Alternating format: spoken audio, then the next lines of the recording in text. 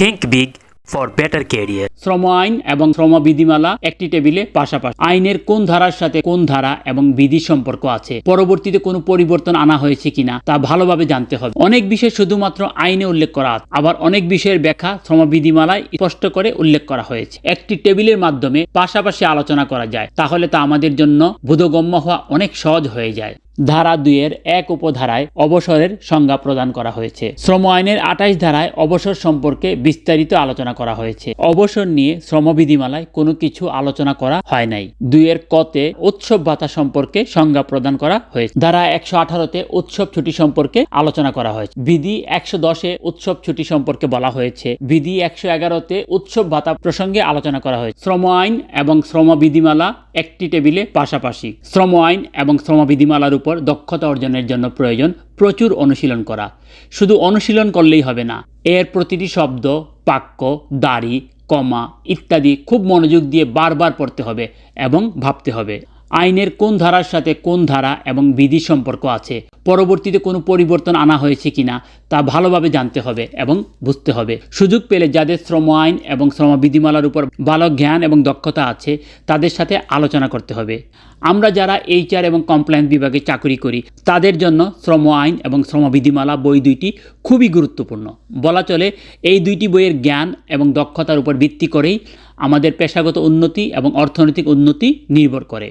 অনেক বিষয় শুধুমাত্র আইনে উল্লেখ করা আছে, আবার অনেক বিষয়ের ব্যাখ্যা শ্রম বিধিমালায় স্পষ্ট করে উল্লেখ করা হয়েছে। তাই আইনের এই দুইটি বইয়ে আইনের সাথে সম্পর্কিত বিষয়গুলো যদি একটি টেবিলের মাধ্যমে পাশাপাশি আলোচনা করা যায়, তাহলে তা আমাদের জন্য বোধগম্য হওয়া অনেক সহজ হয়ে যায়।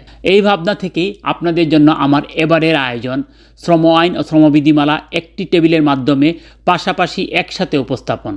আলোচনা বোঝার সুবিধার্থে যে সকল আইন ও বিধি আমাদের দৈনন্দিন জীবনে বেশি ব্যবহৃত হয় সেই সকল আইন ও বিধি নিয়েই এখানে মূলত আলোচনা করা হবে অনেকগুলো ভিডিওর মাধ্যমে। আশা করি শ্রম আইন ও শ্রম বিধিমালার উপর এই সিরিজের ভিডিওগুলো আপনার পেশাগত দক্ষতা বৃদ্ধির পাশাপাশি আত্মবিশ্বাস অনেক বাড়িয়ে দিবে এবং শ্রম আইন ও শ্রম বিধিমালার সাথে সম্পর্কযুক্ত আইন ও বিধি আপনার নখদর্পণে চলে আসবে।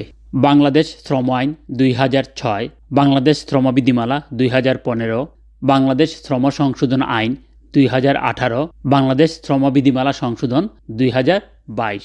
অধ্যায় প্রথম, প্রারম্ভিক। বাংলাদেশ শ্রম আইন 2006, 21টি অধ্যায়, 354টি ধারা এবং 5টি তফসিল আছে। বাংলাদেশ শ্রম বিধিমালা 2015, 19টি অধ্যায়, 366টি বিধি, 7টি তফসিল, 81টি ফর্ম। অধ্যায় প্রথম, প্রারম্ভিক। বাংলাদেশ শ্রম আইন 2006। 1. শিরোনাম ও প্রবর্তন। এই আইন বাংলাদেশ শ্রম আইন 2006 নামে অভিহিত হইবে। 2. ইহা অবিলম্বে কার্যকর হইবে। বাংলাদেশ শ্রম বিধিমালা 2015। শিরোনাম ও প্রবর্তন। এই বিধিমালা বাংলাদেশ শ্রম বিধিমালা 2015 নামে অভিহিত হইবে। ইহা অবিলম্বে কার্যকর হইবে। বাংলাদেশ শ্রম সংশোধন আইন 2018। শিরোনাম ও প্রবর্তন। 1. এই আইন বাংলাদেশ শ্রম সংশোধন আইন 2018 নামে অভিহিত হইবে। 2. এই আইন অবিলম্বে কার্যকর হইবে। বাংলাদেশ শ্রম আইন 2006 ধারা 2-এ সকল সংজ্ঞা প্রদান করা হয়েছে। এই সংজ্ঞাগুলো থেকে যেই সংজ্ঞাগুলো আমাদের প্রাত্যহিক জীবনের সাথে বেশি গুরুত্বপূর্ণ সেগুলো নিয়ে আমরা বিস্তারিত আলোচনা করব। সংজ্ঞা: বিষয় বা প্রসঙ্গের পরিপন্থী কোনো কিছু না থাকিলে এই ধারায় ধারা 2-এর 1 উপধারায় অবসরের সংজ্ঞা প্রদান করা হয়েছে।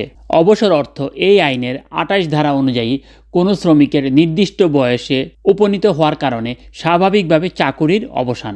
তবে কোনো প্রতিষ্ঠানে 25 বছর চাকুরি পূর্ণ হওয়ার প্রেক্ষিতে শ্রমিকের স্বেচ্ছায় অবসর গ্রহণকেও অবসর বলিয়া গণ্য হইবে। শ্রম আইনের 28 ধারায় অবসর সম্পর্কে বিস্তারিত আলোচনা করা হয়েছে। 28-এর 1 উপধারায় বলা হয়েছে, এই অধ্যায়ের অন্যত্র যাহা কিছুই উল্লেখ থাকুক না কেন, কোনো প্রতিষ্ঠানে নিয়োজিত কোনো শ্রমিকের বয়স 60 বছর পূর্ণ হলে তিনি চাকুরি হইতে স্বাভাবিক অবসর গ্রহণ করিবেন। 28-এর 2 উপধারায় বলা হয়েছে, এ ধারার উদ্দেশ্যে বয়স যাচাইয়ের ক্ষেত্রে সংশ্লিষ্ট শ্রমিকের সার্ভিস বইয়ে লিপিবদ্ধ জন্ম তারিখ উপযুক্ত প্রমাণ হিসেবে গণ্য হইবে। 28-এর 3 উপধারা বলা হয়েছে, ধারা 26-এর 4 উপধারার বিধান অনুসারে কিংবা প্রতিষ্ঠানের নিজস্ব চাকুরি বিধি অনুযায়ী অবসর গ্রহণকারী শ্রমিকের প্রাপ্য পাওনাদি পরিশোধ করিতে হইবে। অবসর নিয়ে শ্রমবিধিমালায় কোনো কিছু আলোচনা করা হয় নাই। আপনাদের সবার প্রতি আমার একটি বিশেষ অনুরোধ, আপনারা যারা আমার চ্যানেলের ভিডিওগুলো দেখে প্রতিনিয়ত আমাকে উৎসাহ যুগিয়ে যাচ্ছেন, তাদের মধ্যে এখনো প্রায় 87% শ্রোতার মাধ্যমে চ্যানেলটি সাবস্ক্রাইব করা হয়নি। আপনাদের একটি সাবস্ক্রাইব আমাকে ভীষণভাবে অনুপ্রাণিত করবে। এছাড়াও চ্যানেলটি সাবস্ক্রাইব করার মাধ্যমে আমার চ্যানেলের নতুন ভিডিও আপলোড হওয়ার সাথে সাথে তা আপনি অবগত হতে পারবেন। সাবস্ক্রাইব করুন, সাথে থাকুন। ধন্যবাদ সবাইকে। শ্রমবিধিমালা 2015-এর সংজ্ঞা। বিধিমালা 2-এর ক। আইন। আইন অর্থ বাংলাদেশ শ্রম আইন 2006 ব্র্যাকেটে 2006 সনের 42 নং আইন। বাংলাদেশ শ্রম আইন 2006-এর 2-এর কতে উৎসব ভাতা সম্পর্কে সংজ্ঞা প্রদান করা হয়েছে। উৎসব ভাতা অর্থ কোনো কারখানা বা প্রতিষ্ঠানে কর্মরত শ্রমিকদেরকে তাহাদের স্ব ধর্মীয় উৎসবের প্রাক্কালে প্রদেয় বিধি দ্বারা নির্ধারিত উৎসব ভাতা। ধারা 118-তে উৎসব ছুটি সম্পর্কে আলোচনা করা হয়েছে। ধারা 118-এর 1 উপধারায় উল্লেখ করা হয়েছে, প্রত্যেক শ্রমিককে প্রতি পঞ্জিকা বৎসরে 11 দিনের মজুরি সহ উৎসব ছুটি মঞ্জুর করিতে হইবে। 118-এর 2 উপধারায় উল্লেখ করা হয়েছে, বিধি দ্বারা নির্ধারিতভাবে মালিক উক্ত ছুটির দিন ও তারিখ স্থির করিবেন। বাংলাদেশ শ্রম সংশোধন আইন 2018-তে উল্লেখ করা হয়েছে 2006 সনের 42 নং আইনের ধারা 118-এর সংশোধন। উক্ত আইনের ধারা 118-এর উপধারা 3-এর পরিবর্তে নিম্নরূপ উপধারা 3 প্রতিস্থাপিত হইবে। কোনো শ্রমিককে কোনো উৎসব ছুটির দিনে কাজ করিতে বলা যাইতে পারে, তবে ইহার জন্য তাহাকে 1 দিনের বিকল্প ছুটি এবং 2 দিনের ক্ষতিপূরণমূলক মজুরি প্রদান করিতে হইবে। উৎসব ছুটি সম্পর্কে বাংলাদেশ শ্রম বিধিমালা 2015-তে আলোচনা করা হয়েছে।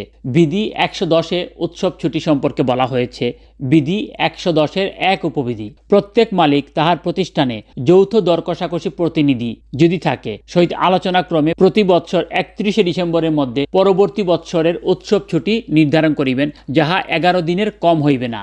বিধি 110-এর 2 উপবিধি। মালিক উক্ত ছুটির তালিকা প্রতিষ্ঠানের সকল শ্রমিকের অবগতির জন্য নোটিশ বোর্ডে লটকাইয়া রাখিবেন এবং আরেকটি কপি সংশ্লিষ্ট পরিদর্শকের নিকট প্রেরণ করিবেন।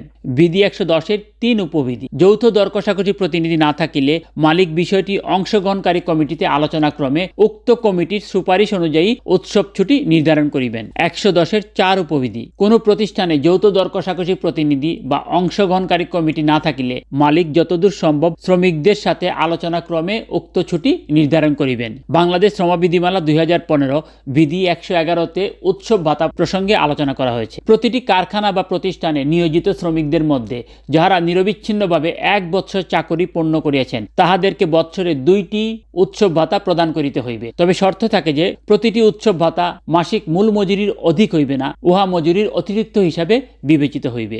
শ্রম আইন ও শ্রমবিধিমালা একটি টেবিলে পাশাপাশির উপর সিরিজ ভিডিওর প্রথম ভিডিওটি আজ আপনাদের সাথে আলোচনা করা হলো। যদি এই সিরিজের ভিডিওগুলো ধারাবাহিকভাবে আপনারা পেতে আগ্রহী হন তাহলে কমেন্ট বক্সে আপনার মূল্যবান পরামর্শ প্রদান করুন, যাতে করে আপনাদের আগ্রহের কথা বিবেচনা করে যথাশীঘ্র সম্ভব ধারাবাহিকভাবে আমি ভিডিও তৈরি করে আপনাদের সাথে শেয়ার করতে পারি।